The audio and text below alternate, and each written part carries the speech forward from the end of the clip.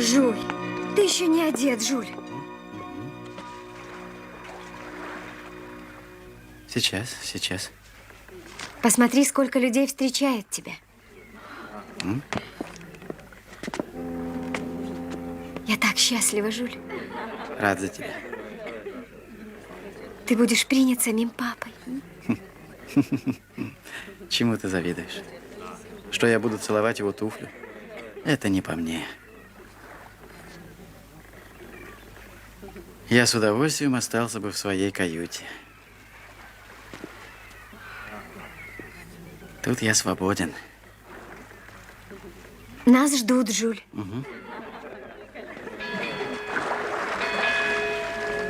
Сеньор Жюль Верн, позвольте от всей души приветствовать вас и вашу супругу в Италии, где так любят и очень ценят ваши книги. Можно ли один вопрос? О, вы богаты, сеньор. Всегда можно оказаться нищим по отношению к кому-нибудь. Сеньор Верн, что доставляет вам наибольшее удовольствие? Труд. О, Много ли вы путешествуете? Очень. У меня великолепная профессия. Стоит мне взять чистый лист бумаги, обмакнуть перо в чернила, и я уже сижу на вершине вулкана Кракатау или барахтаюсь в озере Титикака. А каково будущее ваших книг?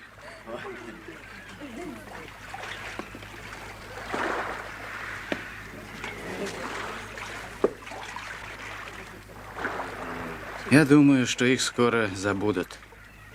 Вот как? Почему? Люди стремятся жить в свое удовольствие. К сожалению, их все меньше интересует литература, основанная на моральных принципах. Каковы они, эти принципы? Пожалуйста, сформулируйте основную задачу вашего творчества. Преобразование мира, если хотите. Ого. Да-да. Я нарисую картину мира, в котором мы живем, а читатель пусть задумается, совершенен ли он. На земном шаре проживают 1,5 миллиарда человек. Вот. Только в Китае живет 300 миллионов. 300. Но половина населения нашей планеты живет просто впроголодь. А ведь наша планета может прокормить 100 миллиардов.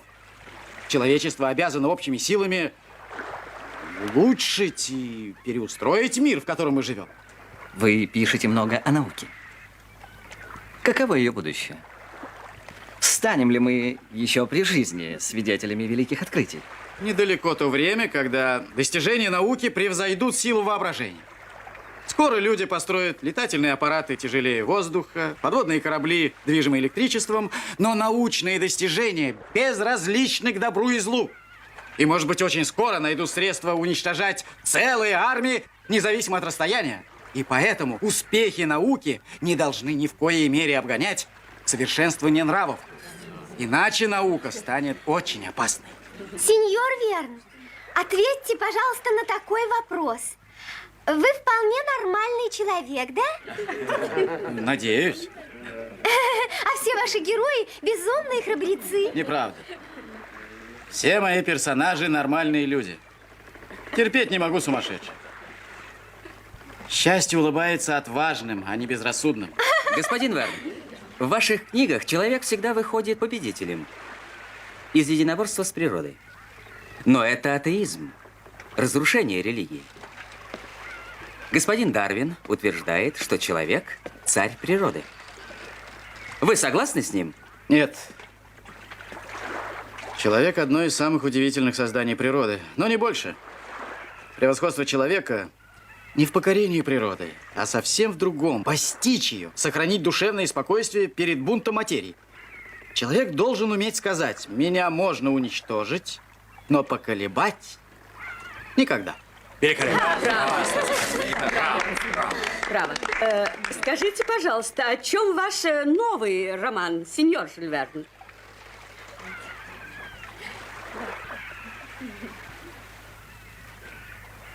Вот как раз об этом.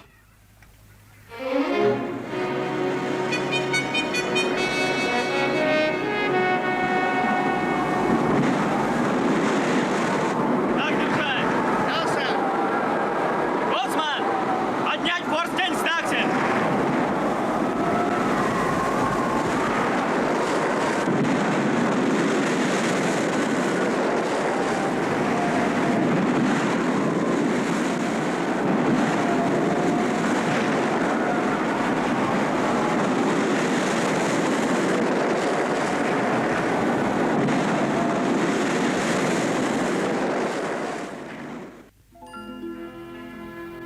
Из-за штормов переход в Австралию затянулся. В мае 1865 года Дункан достиг берегов Пятого континента.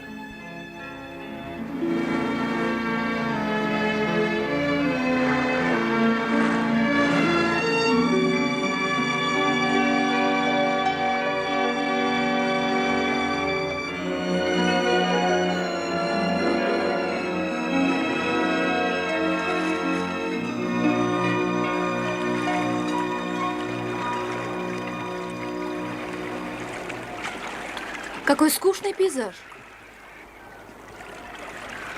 Я думаю, вы ошибаетесь.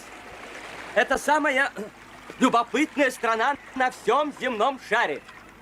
Да, представьте себе, сударыня. Эта страна удивляла.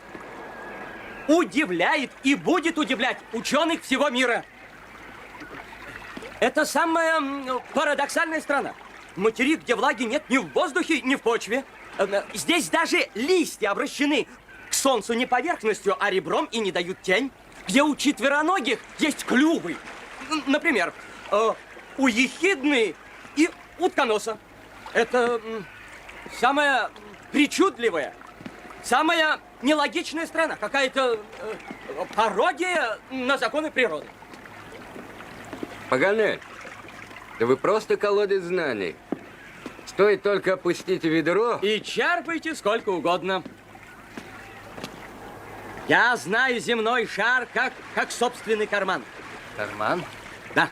Я уверен, дорогой Паганель, что вы и сейчас не знаете, что и в каком кармане у вас находится.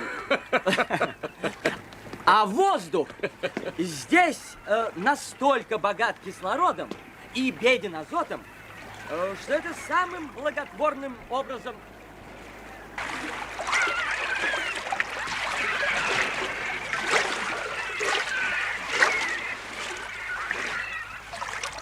Лопасть срезала начисто, сэр. А климат здесь обладает свойствами прямо-таки неправдоподобными. Он благотворно действует на нравственность. Воздух здесь. Сухой воздух выбеливает не только белье, но и человеческие души. Это свойство здешнего климата давно поняли в Англии. Сюда людей ссылают для исправления. В Австралии все люди становятся лучше. Что же будет с вами, господин Паганель, в этой благодатной стране? Вы и так хороши. Да-да, господин Паганель. О. Буду превосходным. Я буду просто превосходным. Ну что, Джон? Плохи дела, милорд. Повредила винт. Придется идти в Мельбурн.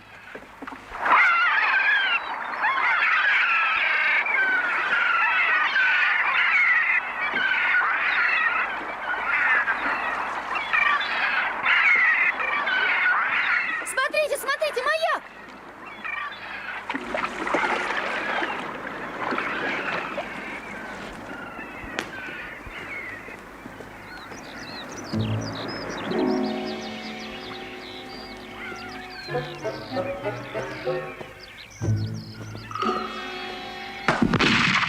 Не двигаться! Кто такие? Сюда! Не стреляйте! Мы мирные путешественники, мы англичане. А вы кто такой? Наше судно стоит вот за тем мысом. Что случилось? Не подходите.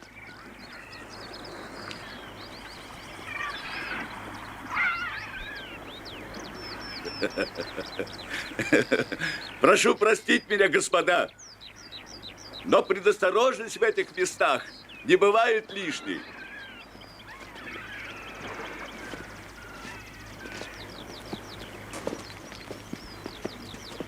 Милости прошу в дом Пади Амура. Вы ирландец? О, был когда-то ирландцем. Теперь я много лет как австралиец. Прошу, господа.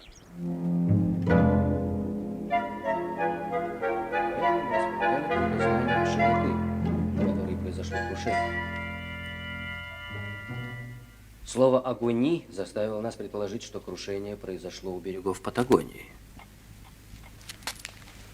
Но, к сожалению, мы поздно поняли свою ошибку. И переход по Южной Америке оказался напрасным. Мне кажется, что теперь мы находимся на правильном пути. Слово «остраль», сохранившееся во французском тексте записки, не может означать ничего другого, кроме как «Острали», «Австралия».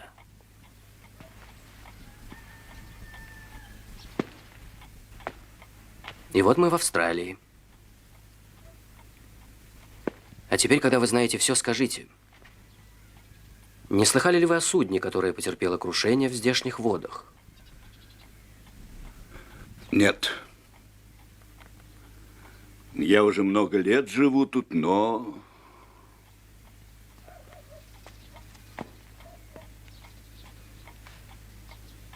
Нет. Я ничего не знаю ни о Британии, ни о капитане Гранте.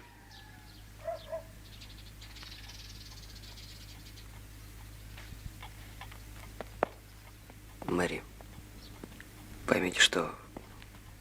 Не отчаивайтесь, мисс Мэри. Надейтесь и уповайте на Бога. Да-да, мисс Мэри, леди Лен права, будем надеяться. Когда все средства исчерпаны, провидение внезапно указывает нам новые пути. Благодарите Бога, милорд. Если капитан Грант жив, он в Австралии. Кто это сказал?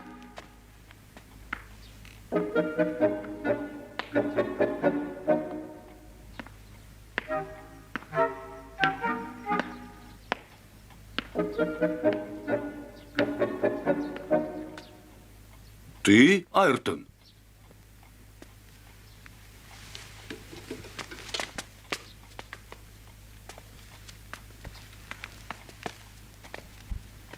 Я такой же шотландец, как и вы, милорд. Я один из потерпевших крушение на Британии. Вы из Британии? Я был боцманом у капитана Гранта.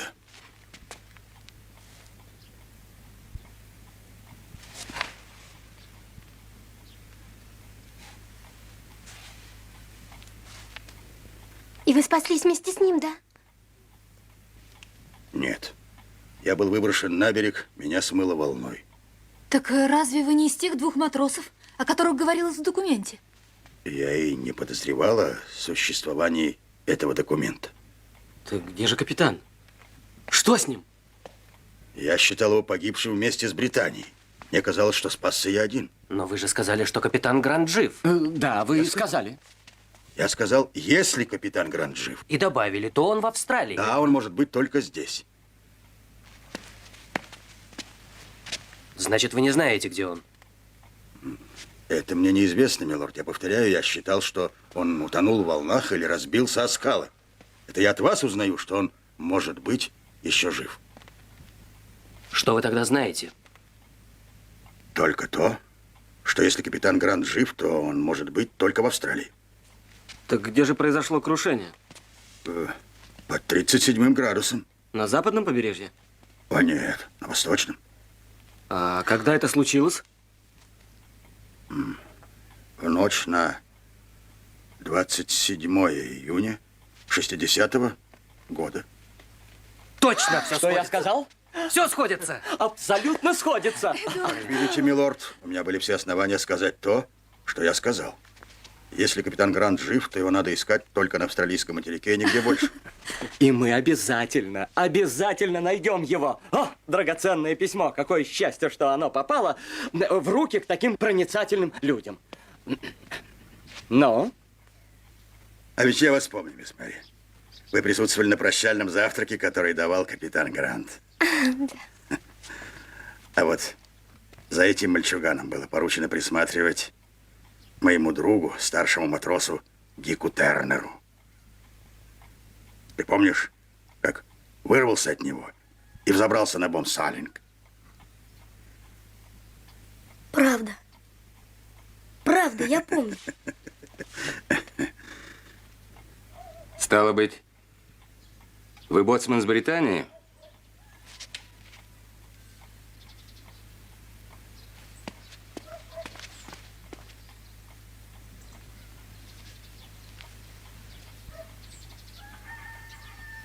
У меня уцелел при крушении судовой договор.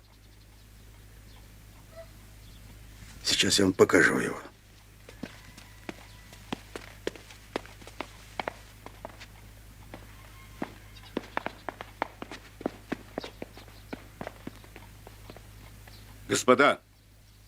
Господа, поверьте мне, Айртон честный человек. Он служит у меня 2 месяца, и мне не в чем его упрекнуть. О том, что он пережил кораблекрушение, я знал и раньше. Я только не знал, что его судно называется «Британией». Он долгое время находился в плену у туземцев, потом бежал, пересек весь австралийский материк, и вот он тут. Мне нужен был работник на маяке, и я его взял.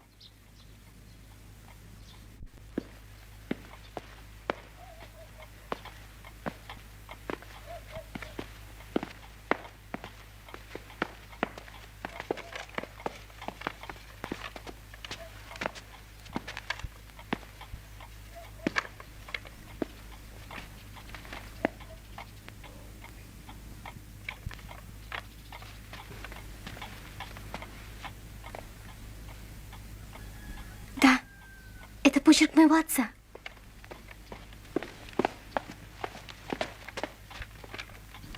Итак, нам надо решить и немедленно, что нам следует делать. Ваши советы, Айртон, нам будут особенно ценны. Прошу вас. Благодарю за доверие, милорд. Ну, я думаю, раз капитан Грант и 2 матросов не добрались до английских владений, и о них нет никаких сведений, то они, наверное, как и я, попали в плен к какому-нибудь туземному племени. Но их могли увезти далеко на север от 37-й параллели. Это осложнит наши поиски. И как отыскать пленников на таком огромном материке? А что бы вы предприняли, мистер Айртон? Я, сударыня? Да. Ну, вернулся бы на Дункан. И прямо отправился на то место, где произошло крушение. А там действовал бы сообразно обстоятельствам. Дункан нуждается в ремонте. Так значит, у вас на судне есть серьезные повреждения? Нет, но для исправления нужно оборудование, которого нет на судне. Поэтому придется идти в Мельбурн. А разве нельзя под парусами? Ну, при встречном ветре переход затянется. А зайти в Мельбурн все равно нужно. Так пусть Дункан идет в Мельбурн, а мы без него доберемся до бухты Туфольд. Каким же образом? Мы пересечем Австралию таким же образом, как мы пересекли Южную Америку, придерживаясь 37-й параллели. А как же Дункан? Дункан или придет к нам, или мы придем к Дункану. Это будет зависеть от обстоятельств. Если мы на своем переходе найдем капитана Гранта, то мы вместе с ним вернемся в Мельбурн. А если же мы продолжим свои поиски до побережья, то Дункан подойдет к нам. Ну, если переход возможен. Возможен. Настолько возможен, что я предлагаю леди Элен и мисс Мэри присоединиться к нам. Это было бы прекрасно. Вы говорите серьезно, Паганель? Вполне. Каких-то 350 километров по довольно населенной территории, где есть дороги, поезда. Это все равно, что прогулка из Лондона в Эдинбург. Вы искуситель, Паганель. Интересно, Паганель. Да. На чем вы собираетесь пересекать Австралию? Верхом? На своей подзорной трубе? Понадобятся лошади. Лошадей можно купить в соседнем селении. А я вам помогу приобрести все необходимое для длительного путешествия. Милорд, мне кажется, я был бы полезен вам в этом путешествии. Мой помощник Том Остин умело произведет ремонт и переведет судно куда нужно в назначенный срок. Том человек долгой дисциплины. Вы отправляетесь вместе с нами. Это лучше, если вы будете присутствовать, когда мы отыщем отца мисс Мэри.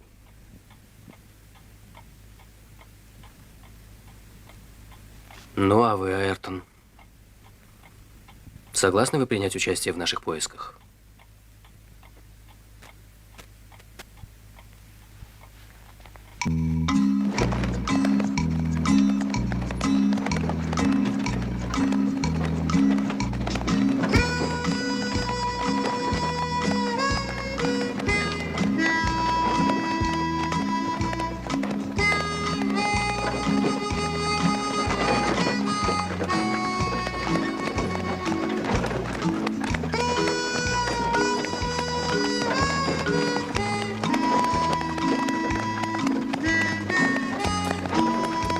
Красивое у вас судно, капитан. Надежное, это главное. Сколько узлов дает оно? 17. 17? Вот именно. И одно военное судно не угонится за ним. Вы правы. Дункан – настоящая гоночная яхта. Тогда примите поздравления моряка, знающего цену хорошему судну. О, благодарю вас, Айртон. Оставайтесь с нами, и Дункан станет вашим. Подумаю об этом.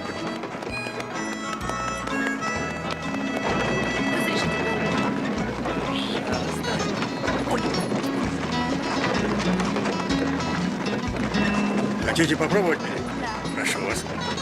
Держите. Держите крепче. Крепче. А потом я.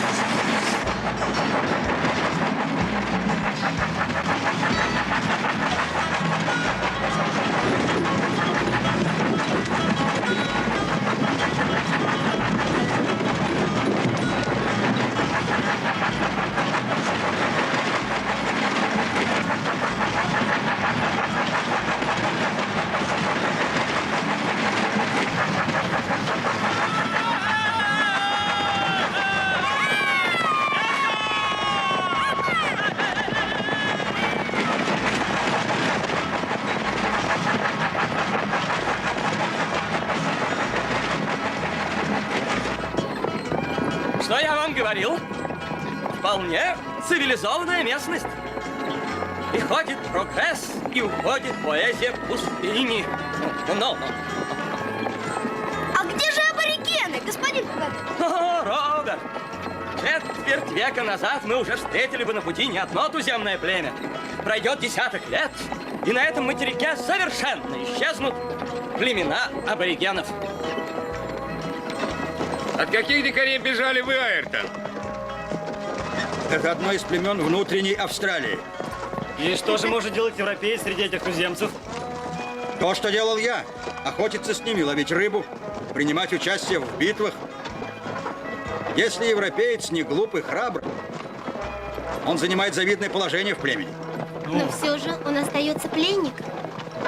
С него не спускают глаз ни днем, ни ночью. И все-таки вам удалось бежать. Да, мистер Макнамс. Я убежал во время сражения между моим племенем и соседним. Мне просто повезло. А повторись все это, я, кажется, предпочел бы вечное рабство. Дай бог, чтобы капитан Грант не попытался спастись таким же образом. Айртон, вы долго жили в Австралии. Наверное, хорошо понимаете язык дикарей. Не слишком хорошо. У каждого племени свое наречие. Но объясниться я все-таки могу. Скажите что-нибудь. Что именно? Ну, например, как будет... здравствуйте, а? Оуэ! Оуэ! Оуэ! Красиво, надо запомнить. Оуэ! Австралия!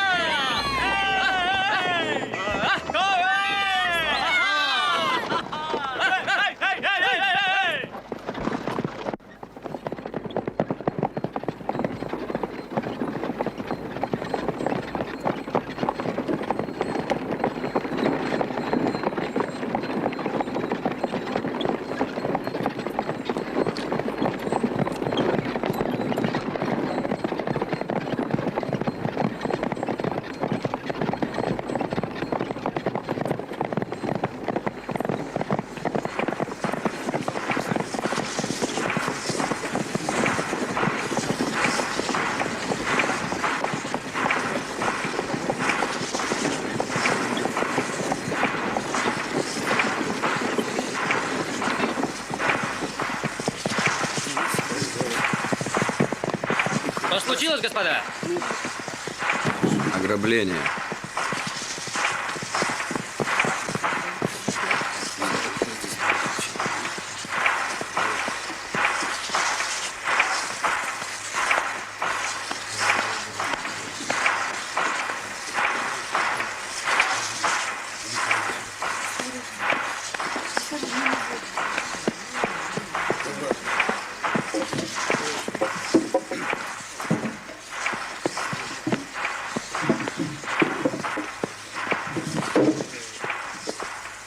Эдуард, что произошло? Ограблен почтовый вагон. Кто же это сделал? Неужели дикари? Ни в коем случае, господа.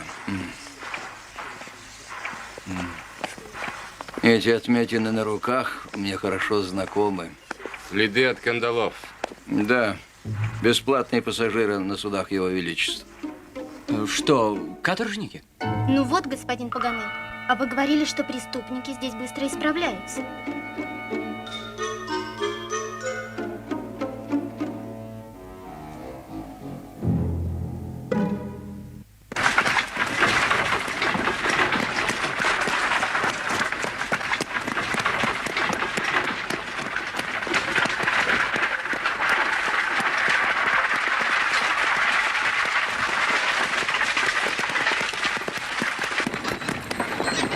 Итак, господин Паганель, надеюсь, я буду иметь удовольствие видеть вас в своем салоне. О, это очень мило, мадам. А когда ваш приемный день? Нет, для своих друзей я всегда дома, а вы... А я самый преданный из них.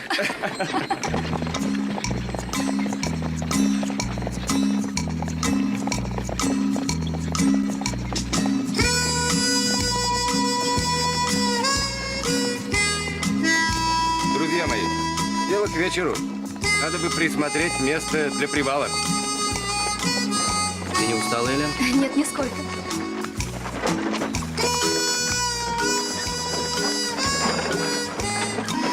Не пора ли перекусить, милорд? Подождем немного, мой друг. Ну, как ты себя чувствуешь, мой мальчик? Жарко. Да, жарко. Несмотря на то, что сейчас зима. Почему? Ведь сейчас июль. Июль – самый холодный месяц австралийской зимы. Как? А ты что, забыл, что мы находимся в южном полушарии? Это у вас в Шотландии сейчас лето, а здесь в Австралии у антиподов зима.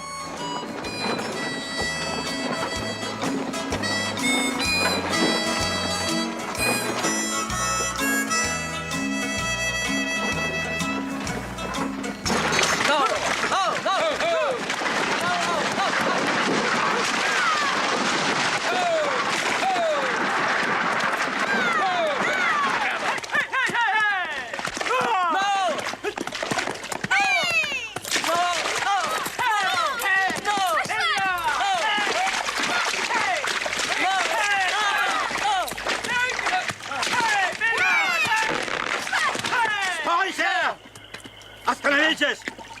Что там случилось, Айртон? Я слышал какой-то треск. Передок сломался. Все. Этого нам еще не хватало. Я могу привезти кузнеца. Он тут в 10 милях. Станция Блэк-Пойнт. Блэк-Пойнт. Ну что же, Айртон, отправляйтесь. Другого выхода у нас нет. Я надеюсь, к утру обернетесь. О, кузнец, это очень кстати. У моей лошади сбились подковы.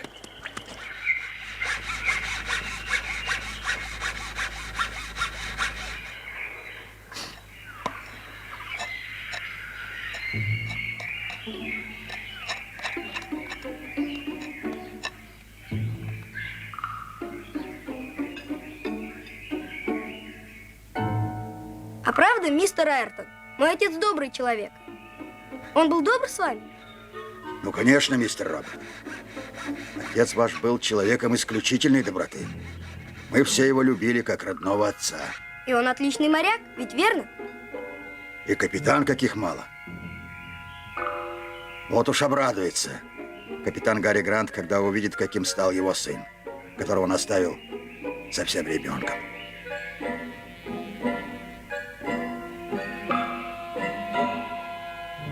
Какая красивая подкова.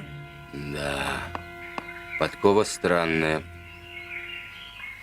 Это клеймо Блэкпойнта. Оно помогает находить след убежавших лошадей.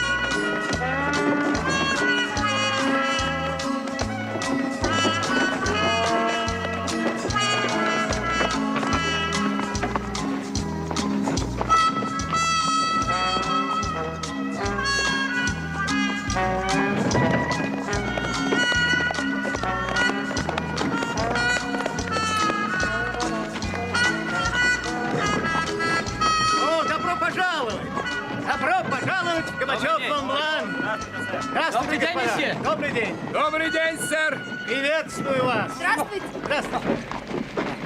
Да, не думаю, что кабачок у этой безлюдной дороги может обогатить своего хозяина. Откуда вы, господа? Вы англичане? Олбинет, возьмите лошадь. Шотландцы, сэр. Какая приятная неожиданность. Давненько не приходилось встречаться с отечественниками. Здравствуй, Фил. Здравствуй, Айртон. А как называются эти горы, господин Пагане? Австралийские Альпы, мадемуазель. И тут Альпы. Надо сказать, что у ваших коллег-географов довольно скудная фантазия. Это карманные горы. Мы и не заметим, как переберемся через них. Кто же к вам заходит в таком пустынном месте? О, пастухи, сэр. Те, кто перегоняют стада в горы. Весной и осенью здесь довольно людно. Прошу вас, господа, прошу. Монблан. Проходите, господа, проходите, располагайтесь.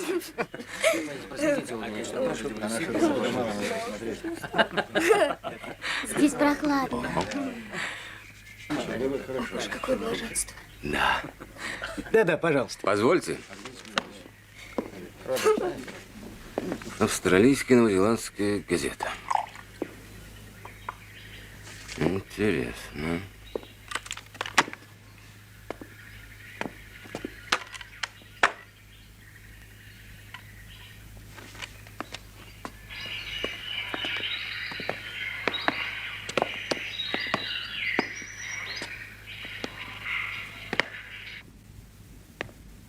Вот.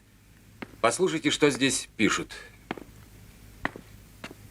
Наши читатели помнят, что 21 декабря было совершено ограбление почтового вагона в районе Кемденского моста. Расследование показало, что это является делом рук каторжников, полгода назад бежавших из Перцкой исправительной тюрьмы. В шайке около 20 человек, главарью некой Бен Джойс, опаснейший преступник, несколько месяцев тому назад приплывший в Австралию на каком-то судне и до сих пор ускользавший от полиции. Просим колонистов и скваторов быть настороже, а также сообщать все данные, которые могут содействовать розыску преступников. За выдачу главаря банды Бен Джойса назначена награда в 100 фунтов стерлингов. Главный инспектор полиции Митчелл. Этого негодяя стоило бы повесить. Благодарю вас, сэр. А главное, недурно бы поймать его. 100 фунтов стерлингов сумма немалая, и он ее не стоит. Я полагаю, что присутствие беглых каторжников не может изменить наши планы. Что вы думаете по этому поводу? Джон.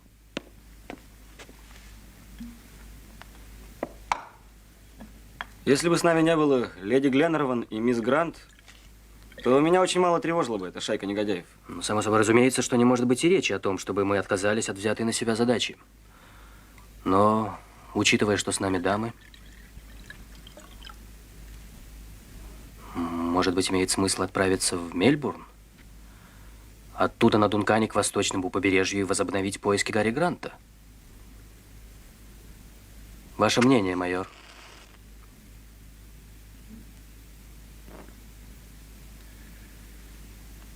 Я хотел бы узнать мнение Айртона. Опасность нам грозит на южной дороге, не меньше, чем на восточной. Обе они пустынные, одна стоит другой. И потом, я думаю, что 2 десятка злоумышленников не могут быть страшны для 6 смелых и вооруженных людей. Почему 6? А меня вы не считаете, мистер Айртон? Нет, нет, нет, малыш. Конечно, я считал тебя. А вот про себя забыл. Итак, нас 7. Выходит, мы с Мэри ничего не стоим? О, совершенно справедливо. Вы уже не раз доказывали свою храбрость. Итак, нас 9 человек. Знаете, я тоже считаю, что храброму человеку незачем бояться каких-то беглых каторжников. К тому же, продолжая наш путь, мы можем попасть на след капитана Гранта. Ну что ж, тогда не о чем говорить. Еще одно соображение, милорд. Не пора ли послать распоряжение Дункану держаться вблизи берегов? Зачем? А если какой-нибудь случай заставит нас направиться в Мельбурн? Ведь тогда придется сожалеть, что там нет Дункана. Доберемся до бухты Туфольд, тогда и пошлем распоряжение.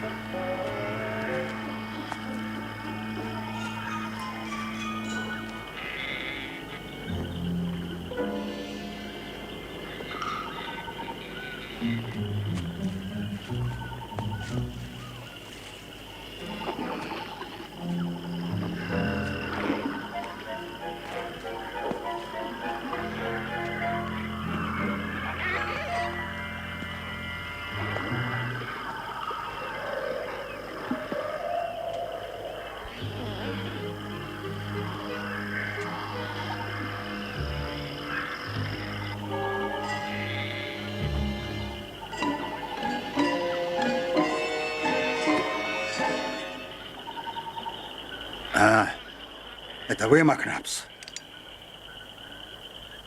А мне показалось, что кто-то ходит вокруг лагеря. Мне тоже показалось.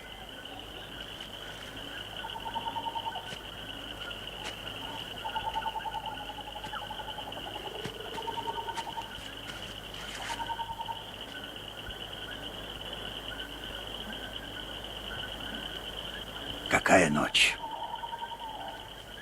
Да. Завтрашнего дня установим дежурство в лагере. Ну что ж, разумно.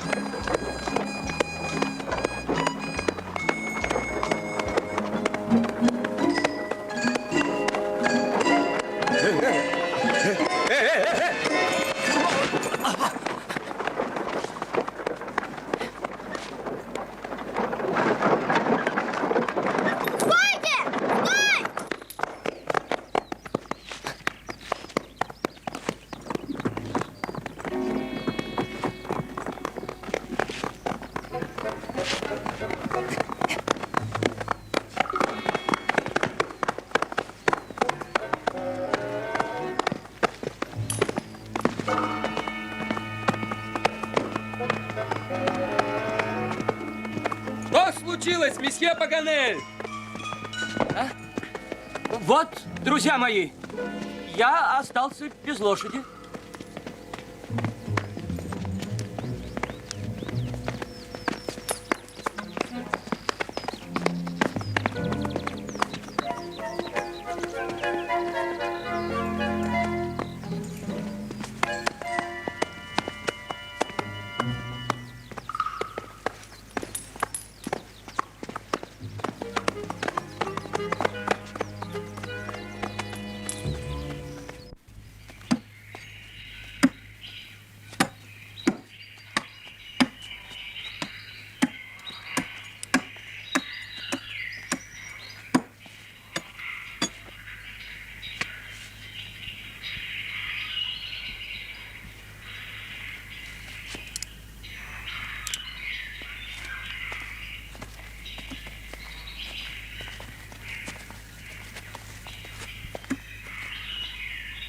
Роберт, ты куда? Я обещал мистеру Олбингту принести что-нибудь на ужин. Смотри, не уходи далеко. Роберт, будь осторожен, не удаляйся от лагеря. Хорошо.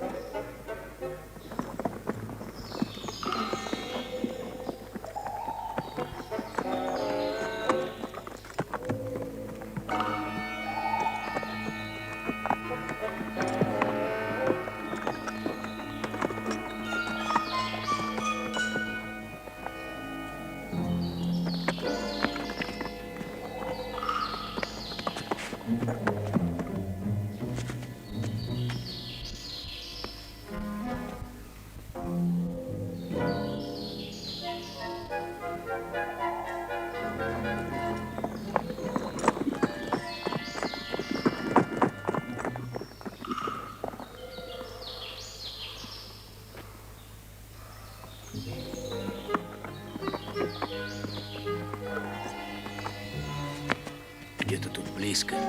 Подожди меня.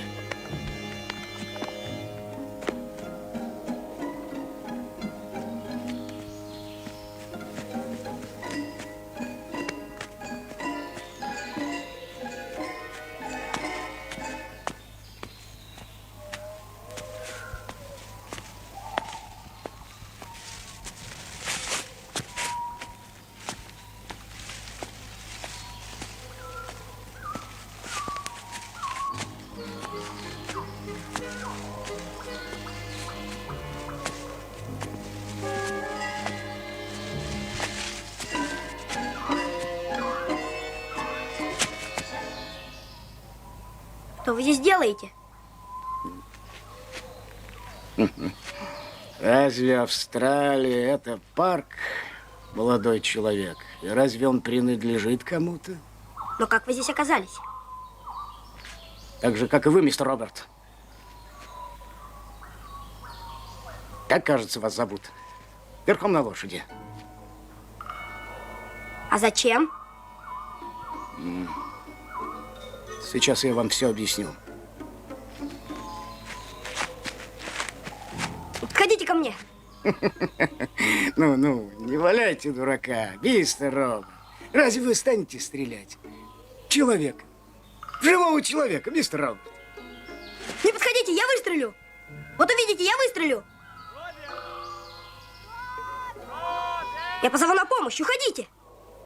Не понимаю, чем я напугал вас, мистер Роберт. У меня и в мыслях не было причинить вам зло.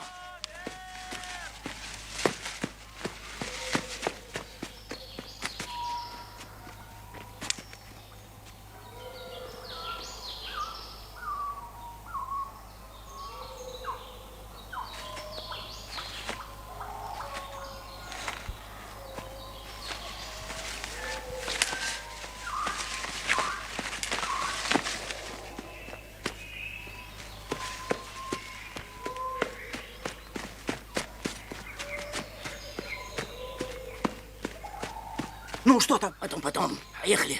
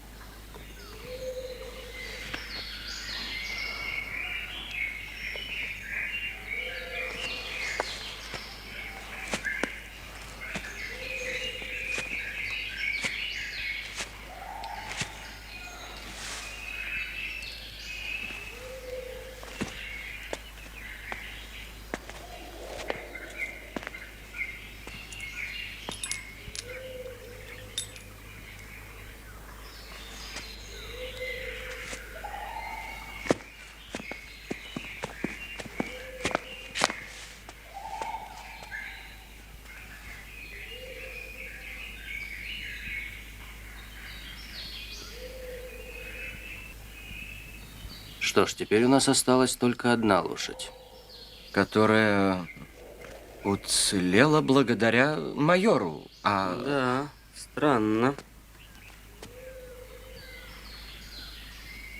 Я заметил еще одну странность. Уцелела как раз та лошадь, которую подковал кузнец из Блэкпойнта. Случайность, да и только.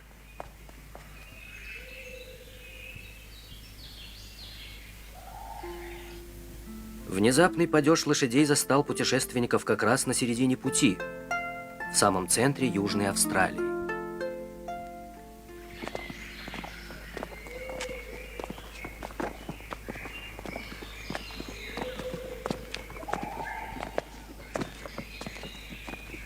Теперь мы можем идти только пешком. Эдуард, мы с Мэри не будем вам в тягость. Мы тоже сможем идти пешком. Может быть, не так быстро? Да-да, конечно. Итак, идти к побережью, господа. Какие могут быть разговоры? Что скажете вы, Айртон? Я считаю, что Дункану надо дать приказ плыть к восточному побережью. Надо послать гонца. При чем здесь Дункан? Неужели вы думаете, что если яхта придет в бухту Туфельд, нам будет легче добраться до побережья? Нет. Но тогда нам навстречу сможет выйти отряд матросов. У нас впереди самая трудная часть пути. Придется топором прокладывать себе путь. Что скажете вы, майор? Вы все время молчите? Айртон говорит, как человек умный и осторожный. Тогда нам остается выбрать гонца. Кто решится отправиться с письмом?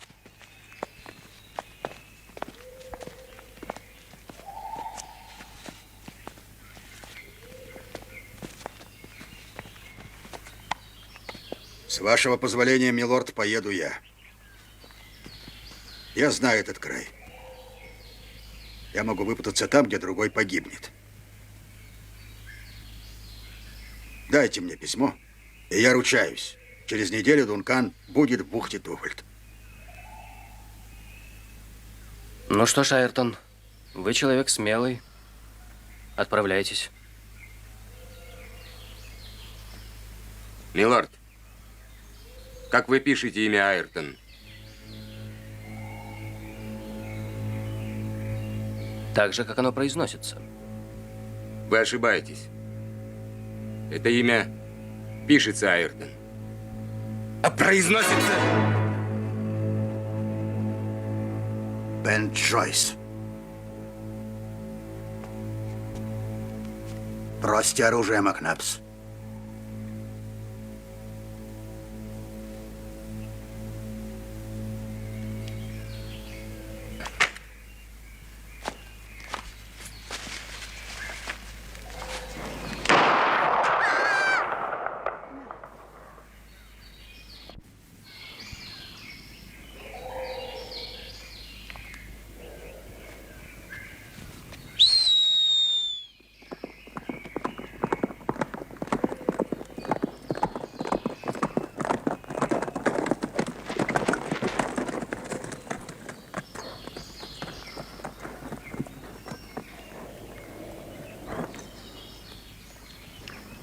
Видит Бог, я не хотел крови, господа.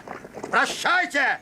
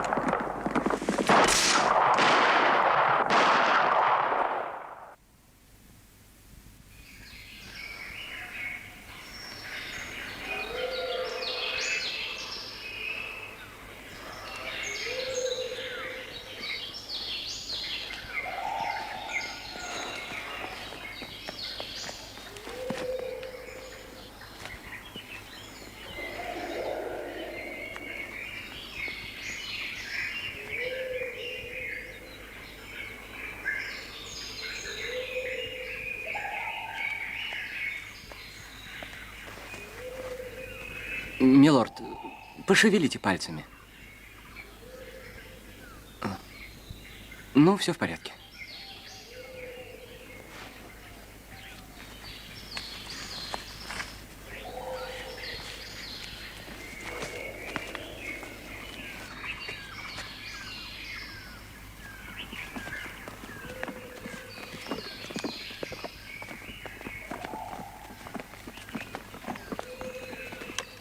Они скрылись. Вот это-то меня и беспокоит. Я бы предпочел с ними встретиться лицом к лицу. Не так страшен тигр на равнине, как змея среди высоких трав. Как вы себя чувствуете, милорд? Рана несерьезная, пуля не задела кость. Нельзя здесь сидеть сложа руки. Каторжники с минуты на минуту могут вернуться. Тогда все дороги будут отрезаны. Говорите яснее, Джон. То, что мы хотели сделать до предательства Айртона, теперь еще более необходимо. Вы имеете в виду гонца в Мельбурн? Да. Я приведу Дункан к восточному побережью в бухту Туфельд, И вместе с отрядом матросов начнут двигаться по 37-й параллели навстречу... Я категорически против, чтобы поехал Джон Манглс. Он все-таки капитан Дункана. Он не должен рисковать своей жизнью. Господа, поеду я. Ну почему именно вы? Да потому что... Друзья. Я вижу, каждый из нас готов пожертвовать жизнью. В таком случае бросим жребий. Ну что ж, это идея. Хорошо, но только вы, милорд, не должны принимать участие в этом. Почему? Потому что вы ранены. Я себя прекрасно чувствую. И никому не уступлю свою долю риска. Итак, господа, кто вытащит сломанную спичку, тот едет. В вашу очередь, Паганель.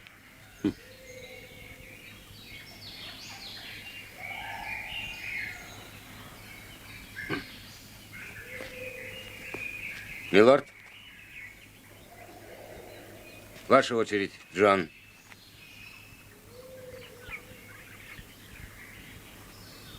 Нет. Олбинет.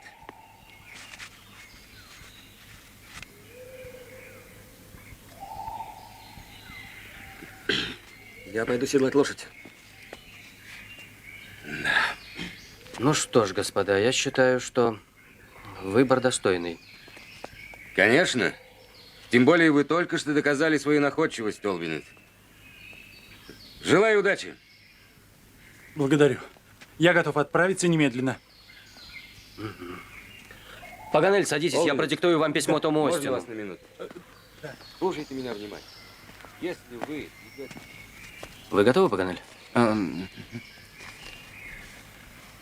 Тому Остину, Мельбурн, Дункан. Приказываю Тому Остину немедленно выйти в море.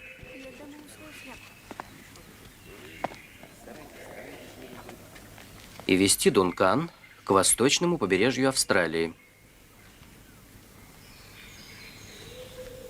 Зеланд. Алан.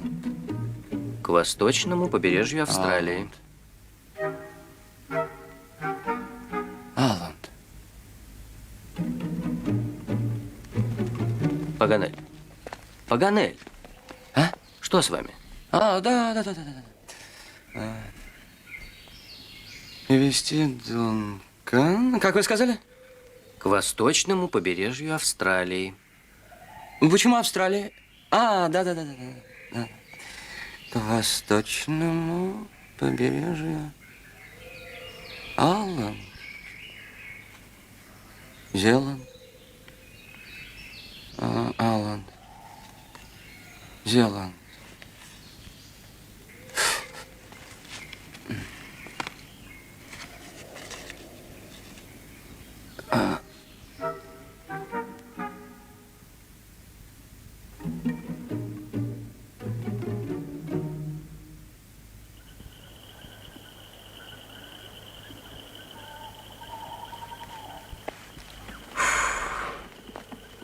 Скоро стемнеет. Не надо мешкать, господа. Мы рассчитываем на вас, мой друг. Я не подведу вас, милорд. Роберт, Храни вас Господь. подержи лошадь. Прощайте.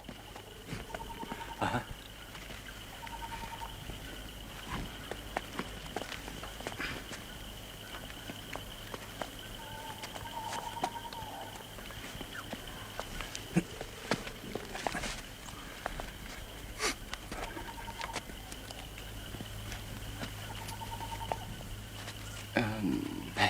Прошу вас, Олбинет, не забудьте про этот поворот.